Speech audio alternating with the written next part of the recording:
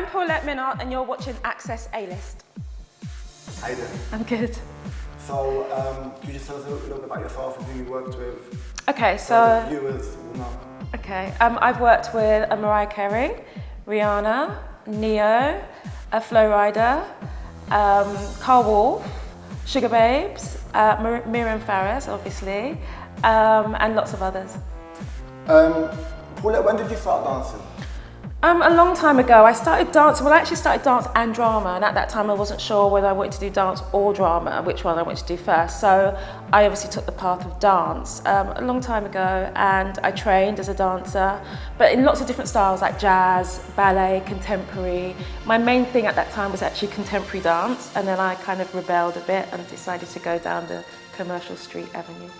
But did you start off as a backing dancer and then turn into choreographer? Yeah, I started off dancing behind all artists, Peter Andre, and you know, just pop stuff. Good old Peter. and all the dances that you see behind the artists, that's what I was doing, and I was travelling up and down the world doing that, and I loved it. You know, I made a really good living. You get to go to lots of different countries, and also it's good experience for you as well to have to learn these different styles. And you do tours, you do TV, you do lots of different things that, you know, as a contemporary dancer, I probably wouldn't have been able to do. So yeah, I started off as a backing dancer, and then decided kind of, there's only so much you can do as a backing dancer, you know, once you've done the rounds, you've kind of done the rounds. So then I decided I wanted to start choreography. And is there, with dance, is there a certain age limit where you have to figure out your life before? What are you trying to say? But you're beautiful.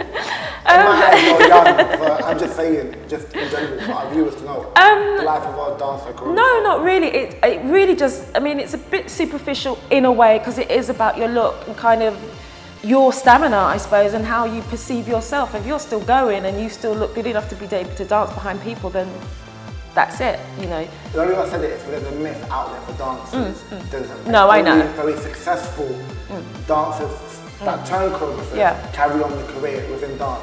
But some people don't want to choreograph, they just want to keep dancing. And I know dancers that are carried on dancing regardless of their age, and that's good. But for me, I'd done, you know, I haven't done everything, but I'd done as much as I wanted to do, and I felt like I was going back round in a circle. And I suppose you get to a point where you want to just see what else is out there. So if I could say Paulette, the choreographer, what style would come with that? Oh, I've got lots of different styles, especially from going to the Middle East as well. I've obviously found different styles that have influenced me more so now. But I would say I'm straight up commercial street. Okay, I'm hip hop, but I wouldn't say I'm heavy duty hip hop, but I can be. Do you see what I mean? There's so many, there's so many different areas, and then I've got the training with the jazz and stuff. It's quite hard to put a title on it.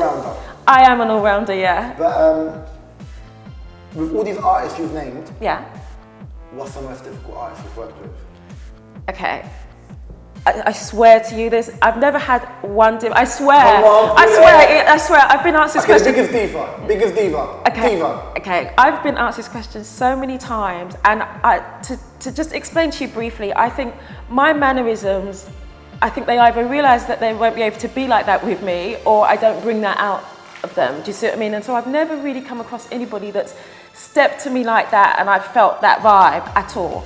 But what I have had is, through my experience of choreographing, look at your face, you're waiting for the juicy gossip. It's nothing good, but what I have had is, you know, boy bands, I suppose, are probably the hardest, only because there's, five in a band, 5 guys. Mr. Happy, Mr. Not So Happy, Mr. Not Happy Today, Mr. Happy Tomorrow, and you've got so many different... Mr. Big Head. You said it. But you've got so many different characters that you never know what you're going to get. It's not like just working with one artist. You can kind of assess what they're like, but you've got so many different characters coming into that room at that rehearsal day. And I've had it before, and you never know what you're going to get, and you've got to be prepared with what you get and know how to get the best out of them. That's probably been the hardest thing, I'd say, from doing any of my artists. And Paulette, knowing you want a tight shit, the whip comes out. I do. I'm firm but fair. Yeah. But at the end of the day, I like to get stuff done. It's my job to get stuff done. And also, I want the person to be happy with what I do. I want them to have the best of what I can give. And the only way that's going to be done is through hard work, really. Wicked. So, so your transition from getting commercial, like, to the Middle Eastern world.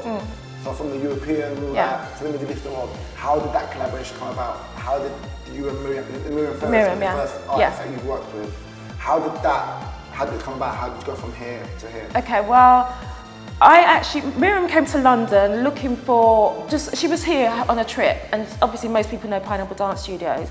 And I think at that time she just wanted to try something different, not necessarily take something different, but try a dance class. So she came here and found out about me. She'd Googled me and researched, and she came here and asked about me. And we did our first session. Now at that time I didn't know who the hell she was. I didn't know her at all. I just thought it was just a normal private lesson. And we were in the studio next door, and this girl came with this big hair, and she looked kind of superstar-ish. And I was thinking, but she hasn't said she's somebody, so it was just a normal, regular private lesson. So we did our lesson. She had about 5 or 6 in that week. 5 or 6 in the week she was in London with you? Yeah. Okay, right. So we had the first one, and then she carried on, and we were kind of doing, I was doing moves and she was doing them.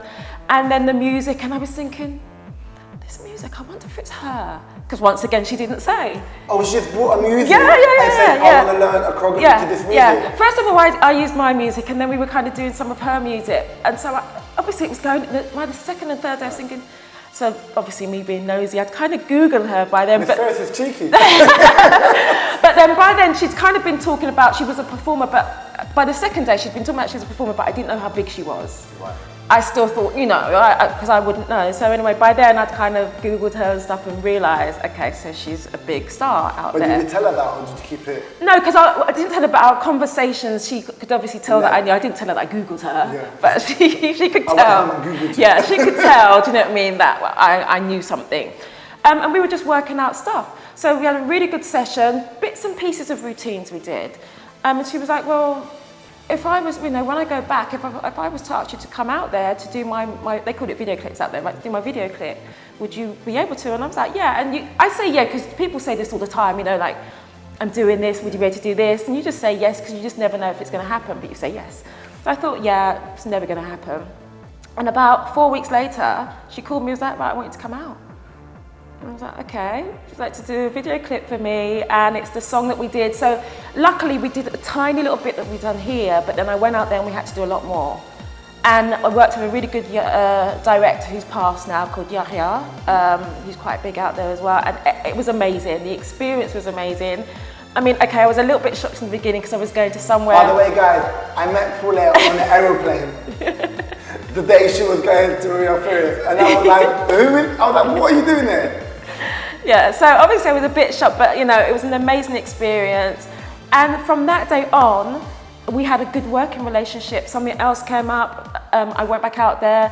Fawazir happened, which is the Ramadan season that they have, and we did something for the channel out there for the whole month. So I went out there for like 2 months, and then kept going back after that, each video clip. So it's been really good. I actually have past a work relationship. I actually have a very good friend relationship with her, which is amazing. Oh, that's nice. Yeah, really good. Very nice. Yeah, really, really good.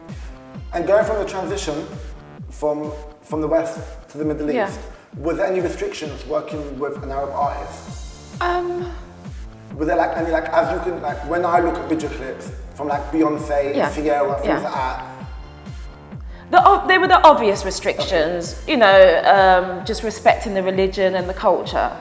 The sensuality, the sexuality, the movement in that way. They were obvious, which, any person would know going to a place like that. They're obvious. So there's certain things that maybe I would have done here, or an American artist for Rihanna or Neo or something. But couldn't it be something you could push her? I just think it's a culture thing. I mean, she's very sensual anyway. And I was quite shocked when I went out there. The image I had before, be careful, don't do this move. When I went out there, they're doing all types of moves. Yeah. Okay, it's more their style, but they're doing quite suggestive moves. Yeah. So I was like, okay, fine, I can get on this as well. But I do know my limits, and she knows what she wants and she knows what she doesn't want, and I think that's really good. And she listens to me, but obviously there are restrictions, and I think it's out of respect I should stick to those. I do push it, and I do try to push, obviously, but there are certain restrictions. And is there any artists that you haven't worked with that you'd like to work with today? Oh, loads. Janet Jackson. I love Janet Jackson. She's like my inspiration. Okay. Madonna. Loads, all of that kind of thing. Michael Jackson, obviously I can't now, but you know, I would have loved to work with him.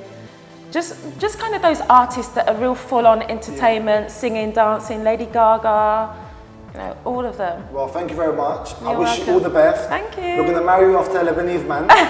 Okay. So keep it When? I will find you and I'll get back to you, but I promise fine. you, Paulette will be married by the end of this year to an Arab. But anyway, it's a pleasure meeting you. Thank you.